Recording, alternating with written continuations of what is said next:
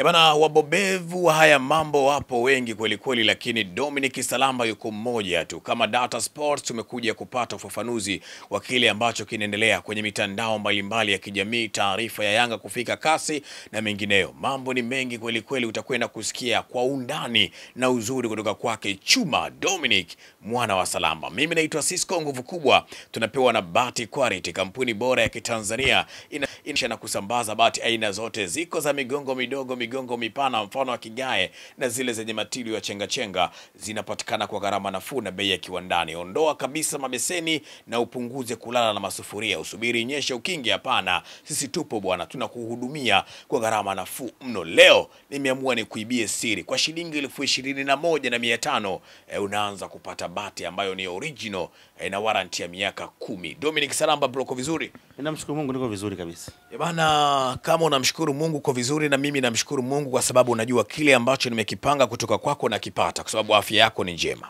Kabisa. Mengi yanazungumzwa Dominic Salamba, lakini ziko taarifa za Yanga kufika kasi. Wewe ni mbobevu kwenye uchambuzi, lakini pia ni miongoni mwa watu makini kweli kweli kwenye vyanzo vyako, kwa sababu hizi ni taarifa bwana, na zinatufikia watu wengi kweli kweli. Zimefika na zimefika fikaje kwako?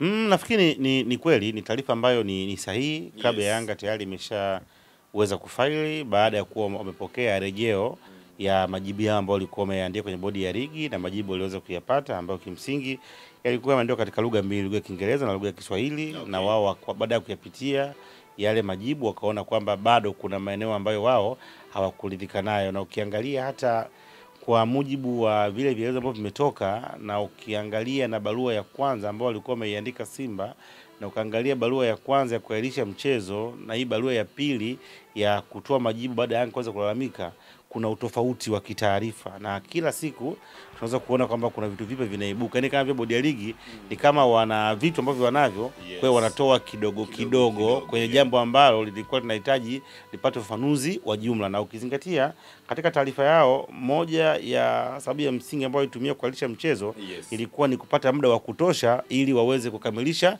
uchunguzi na waje na taarifa zilizokamilika. Lakini ukiangalia hata hii barua ambayo wameijibu, bado taarifa yao haijakamilika. Ndio kwanza wamekuja na salo nyingine ambazo kwenye barua ya kwanza hatukuweza kuziona. Okay. Ndio. Sasa Dominic Salamba, uko kasi ambapo Young Africans wameelekea kuidai haki yao ya msingi kwa maana ya alama 3, lakini ukisoma ile barua yao ya kwenda bodi ya ligi, walizungumza namna ambavyo wameingia hasara kubwa sana kuandaa ule mchezo. Takriban milioni 56,035 za Kitanzania zimetumika. Unafikiri kwa hili sakata jinsi lilivyokaa, Yanga bado wana nafasi na wanaweza kupata hiko ambacho wanahisi ni haki yao?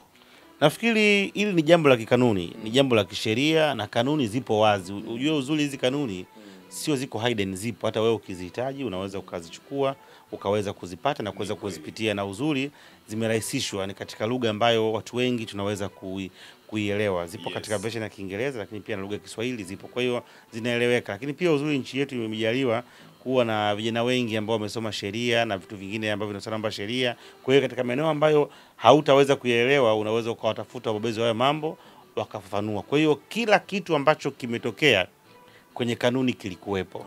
Na kila ambacho kimeamuliwa inabidi kiamuliwe kwa kujibu ambacho kanuni ilikuwa imeelekeza, kuanzia kwenye mwongozo, lakini pia hata kwenye utekelezaji na hata kwenye adhabu.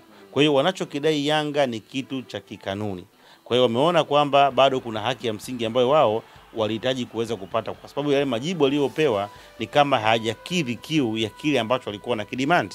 Kwa hiyo ukiona kwamba umejibiwa na mtu huyo, uweze tena kulalamika kwa mtu huyo, maana yake anakuwa ameshamaliza kile ambacho anaweza kujibu. Kwa hiyo ndio maana zikazi zimewekwa hizi ngazi. Hata kimahakama kuna mahakama ya wilaya ya mwanzo, mahakama ya wilaya, mahakama nini, mpaka mahakama kuu. Yategemeana na aina ya kesi na inaweza kufanuliwa wapi. Kwa hili jambo lilivyokaa, baada ya kupata majibu, kwa wameyatumia majibu kama rejea, ikiwa ni sehemu ya kufaili na kupeleka kasi. Na siku ya jana kila kitu kimetumwa, na nafikiri ishafika na ishapokea kasi. Bana, hizo ni taarifa za kuaminika kutoka kwake Dominic Mwana wa Salamba, taarifa ambazo hazina shida wala shaka yoyote. Nilikuambia wabobevu kwenye masuala ya mpira wa miguu wako wengi, lakini Dominic Salamba atabaki kuwa mmoja tu. Taarifa zake zimenyoka kweli kweli, na zile taarifa ambazo zimenyoka mara nyingi ama mara kadhaa huwa ndizo ambazo zinapigwa mawe. Lakini Dominic Salamba, kwa kuwatoa hofu mashabiki, wadau wa soka mbalimbali, wana vitu ambavyo wanavifikiria. Moja, wanasema Yanga sasa inaendaje kudai point kasi wakati bodi ya ligi imetoa ufafanuzi. Hasa kuna mambo mawili yanawapa watu kakasi. La kwanza, bodi ya ligi wamesema kuna viashiria vya uvunjifu wa amani. Menelewa vizuri kwenye ile barua yao ambayo wamewajibu Yanga. Lakini pia wanasema kuna viashiria vya rushwa, lakini pia kuna hasi nyingi sana zingetokea kama mchezo ungechezwa. Sasa hawa wamesema, na wao ndio wenye mamlaka, wanasema maamuzi yao hayapingwi. Kwa nini Yanga wanashindwa kuelewa? Tuanzie hapo alafu nitamalizia na la pili.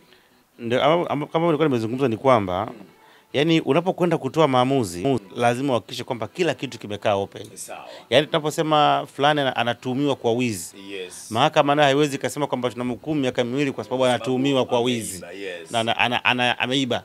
Ni lazima ithibitike kwamba anahukumiwa miaka 2 kwa sababu aliiba siku fulani na ushahidi umekamilika, alichoiba ni hiki na mashahidi na hawa. Ushahidi ukijiridhisha ndio mahakama inakuwa ina haki na right ya kuweza kumtia mtu hatiani na kuweza kumpa kifungo. Unaelewa sijui? Ushahidi ukiwa hujakamilika, kesi yako itaendelea kusubiri. Sasa leo hii ukisema kwamba palikuwa pana viashiria vya uvunjifu wa amani. Yes. Palikuwa pana viashiria. Umethibitisha? Na kama umethibitisha, ni viashiria vipi? Ainisha ili wadau waweze kujua kwamba palikuwa pana 1, 2, 3, 4, 5. Yes. Katika haya, sawa? Mpira usingeweza kuchezeka. Yes. Kwa hata watu kwa katika hili hapana. Unaelewa? Katika hili hapana. Palikuwa pana mazingira ya rushwa. Mamlaka zipo. Jambo ambalo sana mambo ya rushwa, jambo la kiusalama, mamlaka za nchi yetu ndio wasimamizi, ndio stakeholders wa kwanza. Okay. Na ukiangalia hata kwenye maandalizi ya hizi mechi bado panakuwa pana msaada wa vyombo vya ulinzi na usalama, sababu wao ndio wana uwezo mkubwa na wana vyanzo na wana machinery za kuweza kudadisi na kuweza kujua na kuchunguza hali ya kiusalama. Ndio maana kabla ya mchezo wowote mkubwa hata kimataifa utaona kauli ya jeshi la polisi. Yes. Kiongozi anatoka, anazungumza kwamba katika mechi hii hapa hali iko hivi, mazingira iko hivi, tunawaasa hivi, tutakuwa tayari kuvumilia, hivyo anazungumza. Lakini pia kuna mamlaka ambayo inahusika na mambo ya rushwa. Iko TAKUKURU ambao ndio sekondari namba 1. Yes. Yeye ana taaluma hiyo na amebobea katika yani sio tu katika kufuatilia, kuchunguza na kubaini sawa ni vitendo vya nini vya rushwa. Rushwa ina uwanda mpana sana. Ukiwa kama sio muhusika hiyo fani huwezi kujua. Kwa wao wanajua viashiria vyote. Ikija issue labda mambo si ya zimamoto, jeshi lipo la wakoje zimamoto ambao wana taaluma deep hilo jambo, ambao watakupatia majibu yaliyo sahihi. Kwa hiyo kila kitu kina utaratibu wake. Mimi nafikiri haya mambo mengine pengine tungepata statement kutoka pengine kwa TAKUKURU wakizungumza kwamba kuna kitu hiki na hiki na hiki umetufikia, na wao pia wangeenda mpaka kupata uthibitisho. Lakini pia tungesikia pengine kamanda wa kanda maalum akitoka mbele akizungumza. Hao ndio watu ambao wakitueleza sisi kama wadau wa soka hatuwezi kuwa na shaka, kwa sababu mamlaka zao zimethibitika na wana uwezo wa kutosha na wana machinery na resources za kuweza kutoa taarifa ambazo zinakuwa hazina shaka. Ndio wenye jukumu la kwanza la kulinda ulinzi katika maeneo husika. Ndio. Yeah. Ni Dominic Salamba huyo. Hilo ni swali moja kati ya mawili ambayo nimepanga kumuuliza. Ufafanuzi wake umetoka hapo, ni kwamba lazima mamlaka zithibitishe hayo mambo ambayo labda yaliorodheshwa kwenye barua ya kwamba rushwa inahusika kwenye ule mchezo. Kungekuwa pia na taarifa kutoka mamlaka TAKUKURU, lakini swala la usalama wenye haki ya kuzungumza ni jeshi la polisi. Lakini kumbukwe kabla ya mchezo pia jeshi la polisi lilizungumza kwamba kuelekea mchezo huo kila kitu kiko sawa, lakini hatukupata pia taarifa yoyote kutoka jeshi la polisi kwamba kuna changamoto za kiusalama zilitokea. Sasa inakuwaje kwenye bodi walichunguza wenyewe wakatoa majibu? Ni swala pia la kujiuliza. Kama mimi Nicholas John kuendelea kujiuliza, tunaliweka kapuni hilo. Liko swali lingine, Dominic Salamba, refa kufika uwanjani, kamisa kufika uwanjani, watu wengine pia wanahusika na mchezo wa kufika uwanjani. Yanga wanapata wapi haki ya kutaka pointi 3? Miongoni mwa maswali hayo nakutana nayo mno. Mimi nafikiri hapo ni swala tu la kiuelewa, na hata mwingine alinipigia simu naye akasema kwamba ile mechi ya Zamalek na Ahli, waamuzi walikuwa wako uwanjani pale, process ikaendelea. Hasa kwa nini Yanga demand alama 3 ikiwa wao hizo procedures zikuweza kufuata? Nikamwambia kwamba hizi ni scenario mbili tofauti. Scenario ya Ahli na Zamalek ni scenario ambayo Ahli amegomea mchezo dhidi ya wenye mamlaka. Sawa. Dhidi ya wenye mamlaka kwamba tulikubaliana katika mechi za kwetu kubwa kati ya mimi na mpinzani wangu Zamalek, lazima waamuzi waweze kutoka nje ya nchi. Sasa aliomba, sijui alikuwa yuko within a time, siwezi kufuatilia kanuni zao. Kwa hiyo akadimandi kwamba siwezi kucheza mchezo huu kwa sababu waamuzi hao hawajafika. Kwa siko tayari. Kwa hiyo aligomea mamlaka, sio Zamalek. Mamlaka akasema hapana, mchezo huko pale pale kama ulikuwa umepangwa. Kwa kama mchezo uko pale pale, mamlaka isingeweza kuzuia waamuzi wakati yenyewe imetaka mchezo fanye nini uweze kuwepo. Kwa hiyo ilitoa all facility and equipment. Wakafika pale, wakafanya all procedures zikamalizika, wakamaliza mchezo, wakakabidhi alama. Kwa upande wa nani? Kwa upande wa Zamalek. Alama 3 na magoli 3. Hiyo ni scenario ya kwanza. Scenario hii ya Simba na Yanga tofauti. Scenario ya Simba na Yanga, Simba ametishia, maana asha kugomea, ametishia, amejaribu kuleta kwamba yeye hayuko tayari kucheza mchezo kutokana sababu nyingi ambazo alikuwa ameziainisha kwake ni za msingi. Akiwa anasubiria majibu ya sababu zake za msingi, kwanza baada ya kuandika vile, Yanga nao wakazungumza kama wenyewe ni wenyeji wa mchezo, wakaandika pia kwamba mchezo upo pale pale kwa sababu wao ndio wenyeji wa mchezo. Wakati mwingine unaweza ukakaa kimya, watu wakashindwa kwenda kiwanjani, ukafika muda wa mchezo Simba kaingia kiwanjani kwa umekosa mapato. Kwa hiyo waka-insist. Wakiwa katika hilo jambo la kwamba nitakuja kucheza au siji, huyu nitakuja, shirikisho linakwenda linauvunja mchezo, linauahirisha mchezo, linaahirisha mchezo mpaka watakapopangia tarehe nyingine. Sawa? Issue sio kuahirisha mchezo. Issue sababu zilizotumika kuahirisha mchezo. Ingetokea leo mathalan labda imetokea ajali kubwa ya wazi, uwezi kwanza kuhoji kwa nini mchezo unaahirishwa. Umetokea pengine kuna ugonjwa mlipuko, uwezi kwanza kuhoji. Wachezaji wampata kadhia ya ghafla, kadibia kwenda kwenye mchezo, uwezi kuhoji. Tulishuhudia mechi ya nafikiri kwa ni Barcelona, walikuwa na mechi na ile Osasuna.